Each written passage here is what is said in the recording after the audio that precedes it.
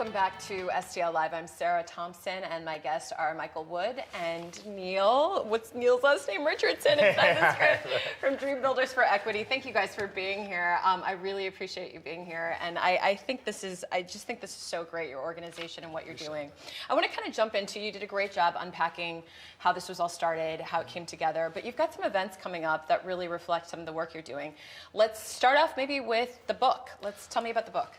Yeah, so we actually have a book signing coming January the 5th at .Zac. So we actually rented out the ballroom space and then also the theater. So it's going to be a book signing, but also a poetry slam. So you're going to be able to actually see some of our young people's work, see them actually perform, and then actually see them on a panel to actually discuss all of the work that they've done throughout the summer. And so when we talk about the work, so while the rehabs are going on, you have the students that you're working with, they're writing, they're journaling, and so this is a compilation, this is everything pulled together from that, or did you go through and Yeah, so it's choose? a compilation of everything that they've been journaling throughout this process, just really their experiences. And what I really love about the book signing is that it's the opportunity for the students to actually be celebrated by the community.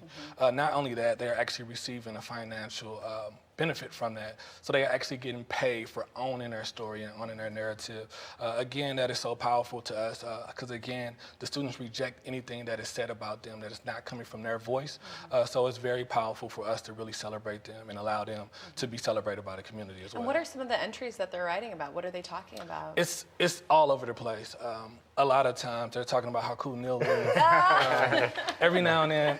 Oh, and it kind of breaks my heart. They did a live poetry at St. Louis University not too long ago, and they mentioned everybody but me, and I hope everybody's watching this. I'm still upset about that. We'll have to get you a shot. We have to get a shout out. I want a shout out. So what we're looking at too is your documentary. So Neal, tell me a bit about the documentary. Yeah, so the documentary really highlights the students' journey through their voices again about how the program impacted their lives and how they plan to change their outcomes in their communities as well. We want our students to not see their communities or themselves from a deficit position. That's the narrative today, is that they can't accomplish anything, they're not hard workers. And this program, Dream Builders for Equity, was really created to help change that narrative.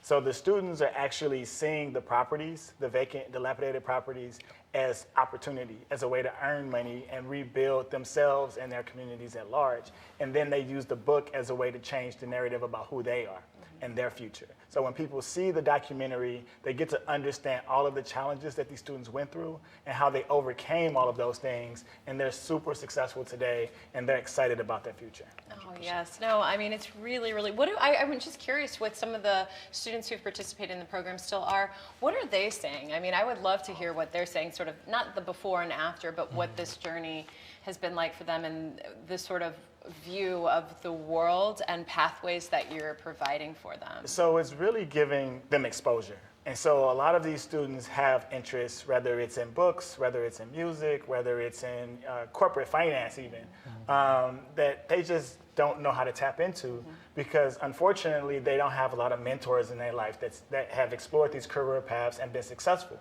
And so that's really the biggest piece that we found from our program is that once we give these students the exposure and show them the runway and be right there to catch them if they feel like they fall, that they are willing to take more risks, they're willing to take more chances. And we've seen students create their own chess nonprofits. We've seen students that have created their own artists and clothing lines.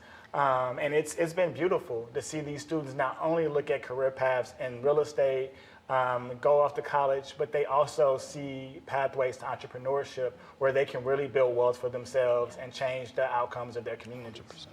What you're doing is really, really tremendous. And I sincerely mean that because we talk about so much, we have to show people that glimpse of what they can have, of what the future could look like.